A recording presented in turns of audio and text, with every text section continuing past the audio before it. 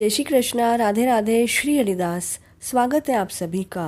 पिछले 10वें अध्याय में हमने अशून्य व्रत धारण की विधि और छतरी के दान का महत्व श्रवण किया था। आज के इस 11वें अध्याय में राजा कीर्तिमान और धर्मराज यम के युद्ध की कथा का श्रवण करेंगे। इस कथा को सुनने के बाद राजा ने कहा, हे महामुने, आपने वैशाख मास के जिन पुण्यशील धर्म कार्यों का वर्णन किया है वे बड़े ही सुलभ हैं। उन्हें करने से भगवान विष्णु सहज ही प्रसन्न हो जाते हैं। प्राणी को धर्म, अर्थ, काम और मोक्ष की प्राप्ति भी होती है। तो क्या कारण है कि इस प्रकार का देव अनुकूल धर्म भी संसार में अधिक प्रचलित नहीं हो सका? तब श्रुति देव जी ने कहा, हे राजन, तेरे इस सुंदर प्रश्न को सुनकर मुझे अत्यंत सुख हुआ है। अन्य धर्म तो संसार में विख्यात हैं, परंतु वैशाख मास के धर्म कार्य प्रसिद्ध नहीं हैं। इसका सहज उत्तर सुनो।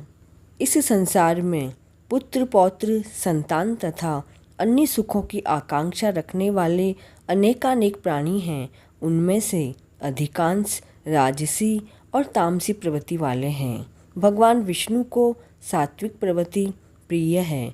जो प्राणी इच्छा रहित सात्विक धर्म की प्राप्ति द्वारा भगवान विष्णु को प्रसन्न करने की कामना करते हैं, वे इस वैशाख मास का सेवन करते हैं। इस पुण्यशील धर्म को प्राणी क्यों छिपाए रखते हैं, उसका रहस्य सुनो। एक बार पुण्यशीला काशीपुरी में राजा नृग का पुत्र सार्वभौम महायशस्वी हुआ। उसका नाम कीर्तिमान था। वह अपनी इंद्रियों पर अंकुश रखने वाला, क्रोध को नष्ट करने वाला, ब्राह्मणों का आदर करने वाला तथा धर्म का पालन करने वाला सभी राजाओं में उत्तम था। वह राजा एक दिन जब शिकार के लिए वन में जा रहा था तो मार्ग में उसने देखा कि महर्षि वशिष्ठ के शिष्य कहीं जलदान के हेतु प्याऊ लगा रहे हैं, कहीं विश्राम के लिए छायादार मंडप बना रहे हैं, कहीं पर कुओं और तालाबों का जल निर्मल बनाने की इच्छा से उनका उदाव कर रहे हैं, तो कहीं छतरी का दान कर रहे हैं और कहीं पान दे रहे हैं, कहीं विश्राम करते हुए पथिकों पर पवन डुला रहे हैं, कहीं शीतलता के लिए सुगंधित फूल दे रहे हैं, तो कहीं नेत्रों में कपूर लगा रहे हैं।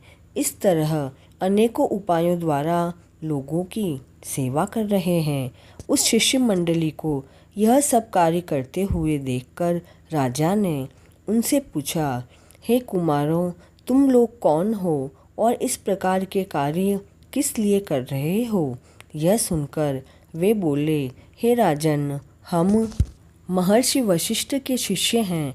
गुरुजी की आज्ञा से ही हम सब इन कार्यों को कर रहे हैं। ये कर्म धर्म, अर्थ और काम की साधना के साथ ही मोक्ष को भी देने वाले हैं।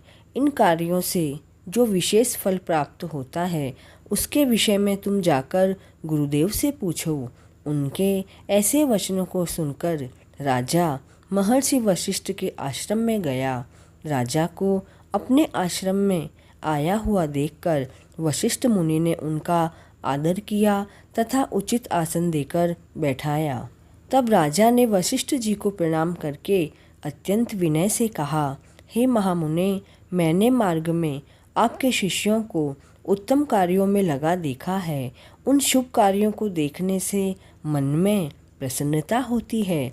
मैंने जब उनसे जानना चाहा कि इन कार्यों से किस फल की प्राप्ति होती है, तब उन्होंने दया करके मुझे आपके पास भेज दिया। अब आप कृपा करके यह बताएं कि इन कार्यों के द्वारा प्राणी को किस फल की प्राप्ति होती है। तब प्रसन्न होकर महर्षि वशिष्ठ ने कहा, हे राजन, मैं तुम्हारी धर्म में रुचि जानकर प्रसन्न हूँ। तुम इस गुप्त रहस्य को अवश्य सुनो। वैशाख मास परम पुनीत मास है।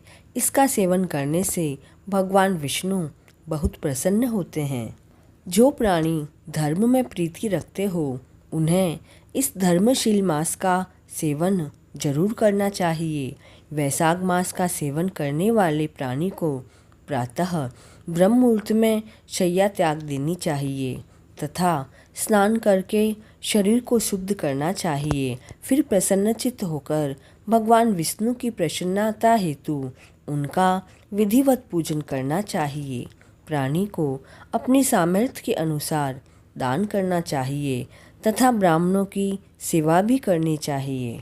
ऐसा करने से भगवान श्री हरि जो चराचर जगत के स्वामी हैं बहुत प्रसन्न होते हैं। इसलिए हे राजन, तुम इस वैशाख मास का पालन उत्तम रीति से करो।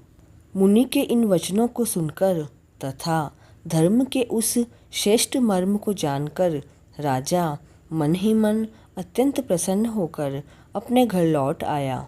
जब वैशाख मास आने को हुआ तो राजा ने अपने संपूर्ण राज्य में यह ढिंढोरा पिटवा दिया कि 8 वर्षों से 80 वर्ष तक का कोई भी पुरुष, स्त्री अथवा बालक यदि रोगी नहीं है, वह यदि मेष की संक्रांति में सूर्योदय से पहले स्नान करके वैशाख मास के उत्तम धर्म का पालन करेगा और अगर नहीं करेगा तो उसे राज्य से बाहर निकाल दिया जाएगा। उसने धर्म का उपदेश करने के लिए प्रत्येक गांव में एक एक ब्राह्मण भेजा तथा धर्म का पालन न करने वालों को सजा देने के लिए 10-10 सैनिकों को भी नियुक्त किया। इस तरह उस राजा के संपूर्ण राज्य में धर्म का पूरी तरह विस्तार होने लगा। बाहरी राज्यों के लोग भी धर्म पालन करने की इच्छा से उसके राज्य में आकर बसने लगे। लोगों को यह विश्वास हो गया कि इस पुण्यशील राज्य में मरने वालों को निश्चय ही मोक्ष की प्राप्ति होती है। इस प्रकार राजा के धर्म में रत होने के कारण धर्म का चारों तरफ बोलबाला हो गया। वहाँ की प्रजा धर्म कार्य करती हुई मोक्ष प्राप्त करने लगी। तब चित्रगुप्त भी हैरान हो गए क्योंकि नर्क खाली रहने लगा। तब एक दिन नारद जी धर्मराज के पास जाकर कहने लगे, हे धर्म, मुझे बड़ा आश्चर्य है कि इस बार तुम्हारे यहाँ बड़ी शांति है। नर्क से हाहाकार शब्द आता सुनाई नहीं पड़ रहा है। तब धर्मराज ने कहा, हे नारद जी, आजकल पृथ्वी पर राजा कीर्तिमान ने धर्म का आश्रय ग्रहण कर रखा है। उसने भगवान केशव के चरणों में प्रीति लगा रखी है। भगवान पुरुषोत्तम की प्रसन्नता के लिए उसने अपने पूरे राज्य में प्रजा को वैशाख मास का सेवन कराना शुरू कर दिया है। राजदंड के भय से सभी लोग धर्म का पालन कर रहे हैं। वे सभी पुण्यों में प्रीति रख रहे हैं, कोई पाप कर्म नहीं करता। यही कारण है कि अपने पुण्यों के प्रभाव से सभी प्राणी मृत्यु के बाद मोक्ष को प्राप्त होते हैं और मेरा यह लोक पूरी तरह खाली हो गया है। वैशाख धर्म सेवन करने के कारण प्राणी ब्रह्म हत्या सरीखे महाभयानक पापों से मुक्त हो जाते हैं। अतः अब मैंने यह निश्चय किया है कि मैं उस महाप्रतापी राजा से जाकर युद्ध करूं। इस तरह नारद जी को अपना सारा हाल कहकर यमराज ने जरा, रोग, व्याधि, मृत्यु आदि महाबली अनुचरों के साथ महापराक्रमी अपने यमदूतों को साथ लिया और स्वयं भी यमदंड को हाथ में लेकर भैंसे पर सवार होकर अपनी सेना के साथ पृथ्वी पर पहुंचा। उसने महाबली राजा को पराजित करने के लिए उसके राज्य को चारों ओर से घेर लिया। जब राजा को यह पता चला कि यमराज ने उसके नगर को घेर लिया तो वह अपनी प्रजा की रक्षा के लिए सेना के साथ नगर के बाहर युद्ध करने के लिए आ गया। यम की सेना जब राजा के पराक्रम से विचलित होकर भागने लगी तो यमराज ने अपने तीक्ष्ण बाण राजा पर चलाए। फिर वह राजा का वध करने की इच्छा से तलवार और ढाल उठाकर उसे मारने के लिए आगे बढ़ा। राजा जब यम को देखा तो अपने तीक्ष्ण बाण चलाकर यम की ढाल तलवार को भी काट डाला। देखते ही देखते राजा ने यम के सभी अस्त्र और शस्त्र काट डाले। फिर उसने एक तीक्ष्ण बाण यमराज के मस्तक पर मारा। तब यम ने क्रोध करके अपना यमदंड उठाकर उसे ब्रह्म मंत्र से अभिमंत्रित करके राजा के ऊपर चलाया। उधर भगवान विष्णु ने जब यमदंड को आते देखा तो उन्होंने राजा की रक्षा के लिए अपने सुदर्शन चक्र को भेजा। सुदर्शन को वहां आया देखकर यमदंड निस्तेज हो गया। फिर वह चक्र यम को मारने के लिए आगे बढ़ा। उस समय राजा बहुत व्यथित हुआ और वह भगवान के प्रिय सुदर्शन चक्र को नमस्कार कर प्रार्थना करता हुआ इस तरह कहने लगा, हे भगवान के प्रिय आयुध, आप भक्तजनों की रक्षा करने वाले हैं। मैं प्रार्थना करता हूँ कि अब आप शांत हो जाएं तथा यमराज को अधिक त्रस्त न करें।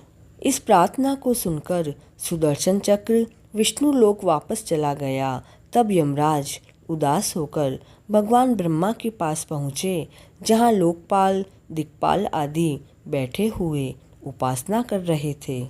तमोगुण, शांत, दृढ़, अतिप और प्राकृतिक विकार, कफ, वात, पित्त आदि सभी चराचर मूर्तिमान होकर भगवान ब्रह्मा जी के सामने खड़े थे। तब चतुरानन के चरणों में साष्टांग नमस्कार करने के उपरांत यमराज ने अपने नेत्रों से अश्रु वर्षा करते हुए विलाप करना शुरू किया। यम के वस्त्र फटे थे, शरीर की क्रांति नष्ट हो चुकी थी। चित्रगुप्त भी उसके पीछे उदास खड़ा था। फिर यम ने बड़ी कठिनता से कहना शुरू किया, हे कमलासन, हे प्रभु, अब आप मेरे पद की मर्यादा लोप हुई जाने। मेरी बहुत ही दुर्गति हुई है।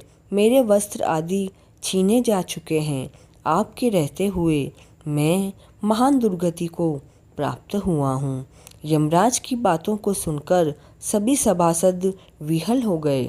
तब पवन देव ने भगवान ब्रह्मा के मन का आशय जानकर यम को उठाकर अच्छे आसन पर बैठाया और कहा, हे यम, तुम्हारी यह गति किसने की है?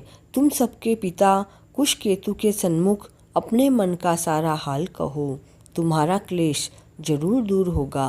तब पवन देव की बात को मानकर यम कुशकेतु के सन्मुख हो गया और बड़े विनीत स्वर में अपने साथ बीती हुई सभी घटनाओं को सत्य सत्य बताने लगा।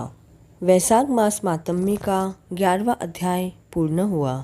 वैशाख मास में सुनी जाने वाली राम लक्ष्मण जी की कहानी का लिंक डिस्क्रिप्शन बॉक्स में दिया गया है, अतः उसे भी अवश्य श्रवण करें। जय श्री कृष्णा।